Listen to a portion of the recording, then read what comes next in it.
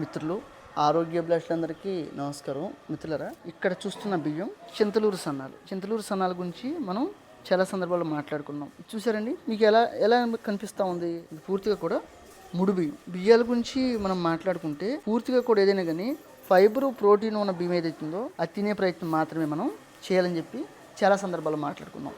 ఈ రోజున మనం చూసుకుంటే కార్బోహైడ్రేట్స్ అంటే పిండి పదార్థం, అది ఎప్పుడైతే మనం తీసుకుంటామో ఆ పిండి పదార్థం ఇన్ని క్యాలరీలుగా గ్లూకోజ్ బ్లడ్లో కలిసి అనేక ఇబ్బందులు వస్తామని చెప్పి మనం మాట్లాడుకున్నాం. ఈ రోజున మీరు ఫైబర్ ఉన్న బియ్యాలు వడ్లు ఏవైనా కానివ్వండి, ఊక తీసేస్తే అది ముడి బియ్యం, మీరు అనుకున్నట్టు బ్రౌన్ రైసు, ఇదంతా కూడా ఉంటుంది.